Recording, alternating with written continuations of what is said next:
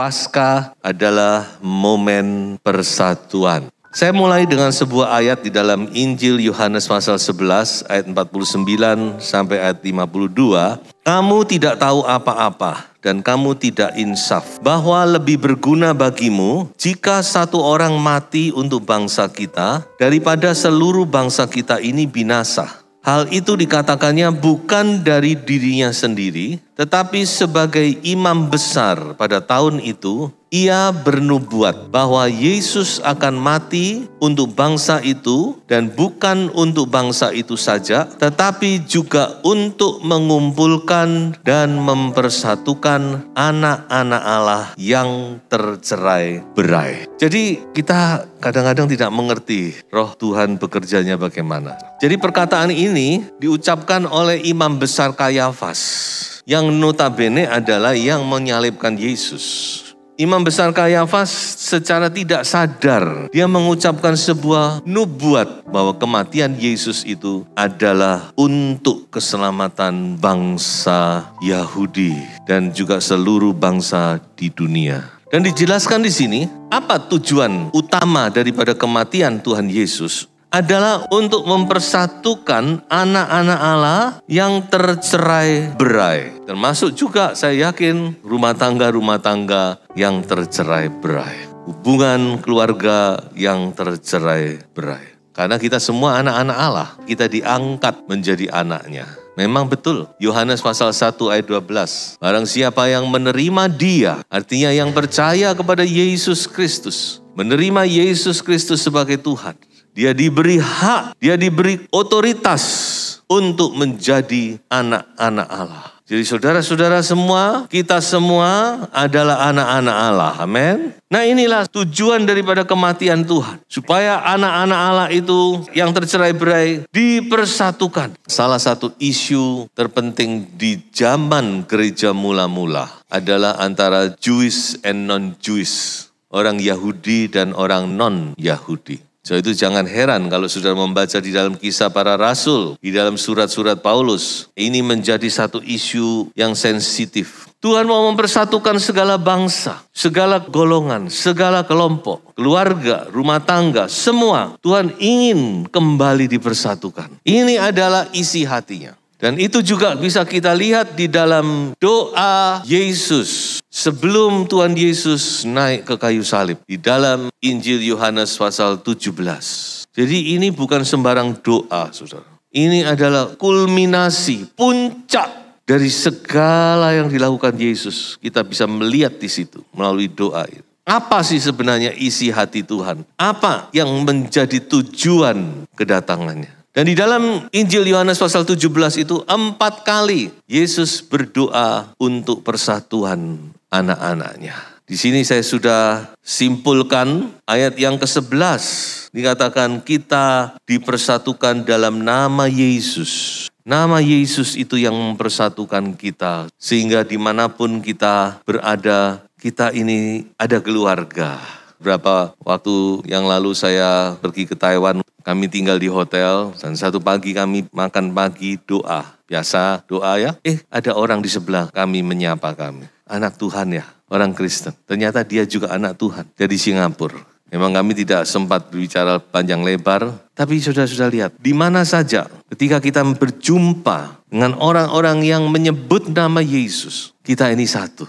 Ayat 21, Tuhan Yesus berkata, berdoa, satukan mereka. Supaya apa? Supaya dunia tahu dan percaya bahwa Yesus itu Tuhan. Jadi ketika anak-anak Tuhan bersatu, mereka melihat bahwa benar Yesus yang disembah itu adalah Tuhan yang diutus oleh Bapa. Ayat 22, Tuhan Yesus berkata tentang kemuliaannya mempersatukan kita. Pada waktu kita menyembah Tuhan, Kemuliaan Tuhan dinyatakan. Kita dipersatukan. Dan ayat 23 dikatakan bahwa tujuan akhir dari semuanya itu adalah kita menjadi sempurna dalam satu kesatuan. Jadi inilah isi hati Tuhan yang sampai saat ini masih belum terwujud. Harus kita akui banyak usaha-usaha manusia untuk mewujudkan persatuan. Tapi saya katakan semua itu belum. Ya, kita tahu ada gerakan oikumene dan sebagainya. Tapi itu ya cuma superficial aja. Di permukaan. Kita tidak tahu bagaimana cara Tuhan, tapi pasti akan terlaksana. Sebab doa Yesus pasti dijawab oleh Bapa.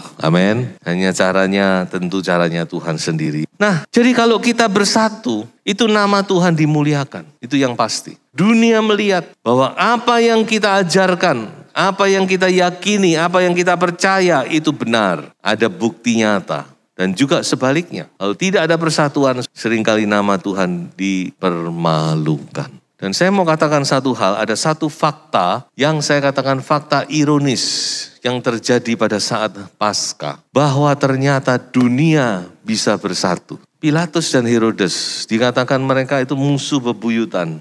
Tetapi ketika Yesus dihakimi, mereka bisa bersatu.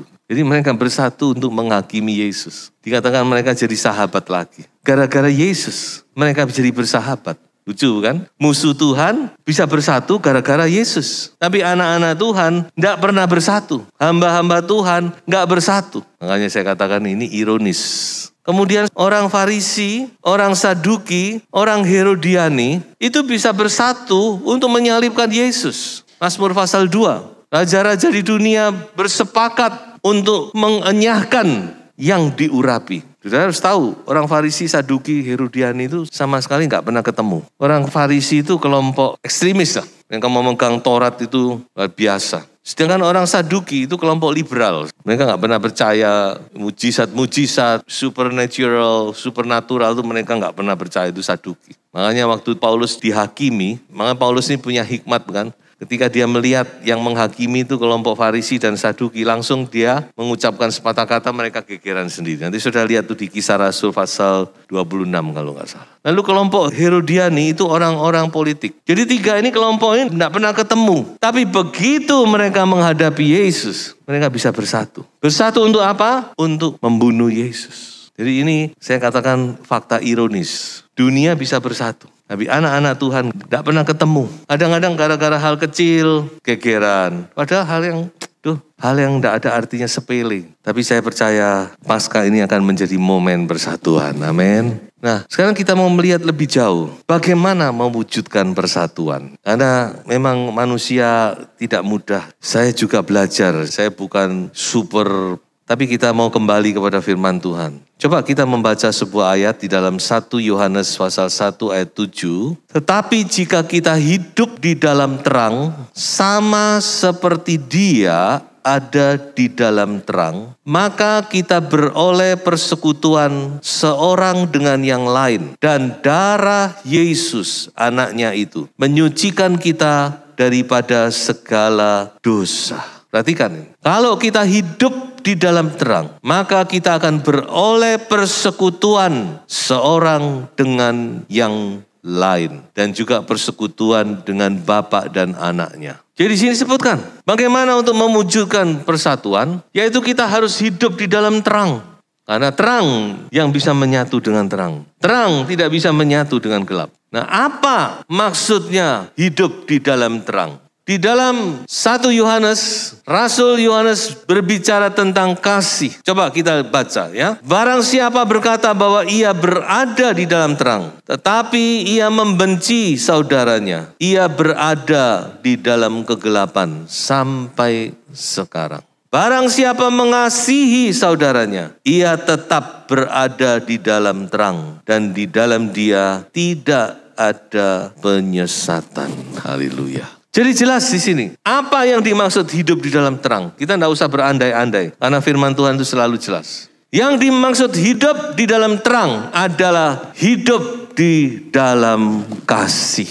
Jadi kasih itulah kunci daripada persatuan. Kasih itulah kuncinya dari persatuan. Dan ingat satu hal, bahwa inti dari Paskah itu adalah kasih. Jadi kalau kita memperingati Paskah, kita harus ingat bahwa inti dari Paskah itu apa? Kasih. Tanpa kasih tidak ada Paskah. Tidak ada penebusan. Kita akan tetap hidup dalam dosa dan kita akan mati dalam dosa dan kita akan binasa di dalam dosa.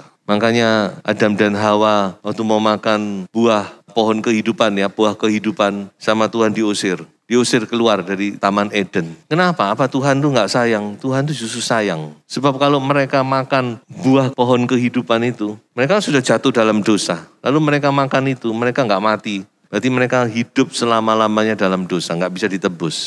Jadi Tuhan itu begitu sayang kepada kita. Yohanes 3:16, karena begitu cintanya Tuhan, Allah kepada manusia ciptaannya. Sehingga dia mengirimkan, merelakan, memberikan anaknya yang tunggal. Supaya kita selamat. 1 Yohanes 3:16. Karena begitu cintanya Yesus kepada kita, maka dia memberikan nyawanya. Sampai pasal ayatnya pas. Tidak kebetulan saudara ya. Sudah klop. Bapak sayang kepada kita, anak sayang kepada kita. Itulah inti daripada Paskah. Jika kita sedang menghadapi Paskah, kita sedang berjalan mau menuju Paskah, mari kita renungkan kembali. Kasih Tuhan yang begitu luar biasa. Yang melayakkan saudara dan saya menjadi anak Allah. Yang satu saat kita akan mewarisi kerajaan sorga. Kita akan hidup di dalam kemuliaan bersama dengan Tuhan sampai selama-lamanya. Mengapa? Karena Tuhan mengasihi. Tuhan sayang kepada kita. Sebab itu Yohanes berkata, kita mengasihi karena Allah sudah mengasihi kita lebih dahulu. Nah, kasih yang bagaimana yang harus kita miliki? Yang pertama, di dalam 1 Petrus pasal 1 ayat 22, karena kamu telah menyucikan dirimu oleh ketaatan kepada kebenaran, sehingga kamu dapat mengamalkan kasih persaudaraan yang tulus ikhlas. Hendaklah kamu bersungguh-sungguh saling mengasihi dengan segenap hatimu. Jadi kasih yang harus kita miliki, yang harus ada dalam diri kita, yang harus mengalir dari diri kita, itu kasih yang tulus ikhlas. Bicara kasih itu banyak macam ya. Kita tahu dalam bahasa teologi ada eros, Philadelphia, agape, dan sebagainya, storge, dan sebagainya. Jadi saudara jangan salah ya. Sekarang banyak orang ngomong I love you, tapi bukan itu saudara. Kasih yang benar itu adalah kasih yang tulus ikhlas. Tulus, karena Roh Kudus itu tulus. Anak Tuhan harus punya roh yang tulus, mengasihi sungguh-sungguh. Bukan mengasihi untuk mendapat keuntungan. Mengasihi hanya sekedar cuma lip service. Tapi sungguh-sungguh dari dalam hati kita mengasihi. Kalau saudara tanya, apa bisa? Kalau saya katakan secara manusia memang susah. Tapi Roh Kudus akan memberikan kasih itu. Amen. Yang kedua, di dalam 1 Petrus pasal 4 ayat 8 kembali dikatakan, tetapi yang terutama, kalau sebelumnya saudara bisa membaca, dikatakan bahwa waktunya sudah dekat, kita sudah ada di akhir zaman. Dan dikatakan di sini yang terutama, kasihilah sungguh-sungguh seorang akan yang lain. Sebab kasih itu menutupi banyak sekali dosa. Oh haleluya, kiranya Tuhan tolong kita saudara. Dia mencurahkan kasih-Nya kepada kita kembali. Sehingga benar-benar kita bisa saling mengasihi, mempraktekkan kasih Kristus itu. Roma 5:5 berkata apa? Roh Kudus yang mencurahkan kasih itu kepada kita.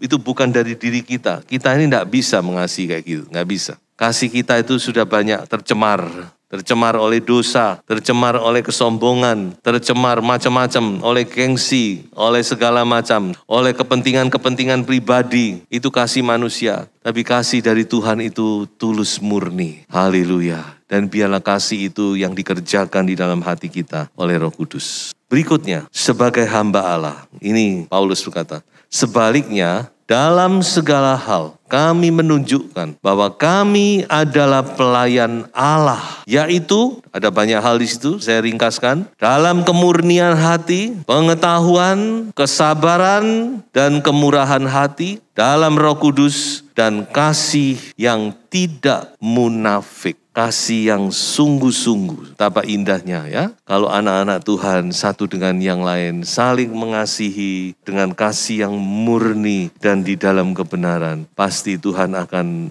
lega akan bersuka cita. Sebab itu mari kiranya kita minta Roh Kudus kembali mencurahkan kasih-Nya. Roh Kudus kembali menjamah kita. Roh Kudus kembali membangkitkan kasih yang murni itu. Sehingga kita bisa mengikat sebuah persaudaraan yang sejati. Karena kasih itu adalah pengikat. Kasih itu adalah perekat dari semuanya ini. Tuhan Yesus memberkati.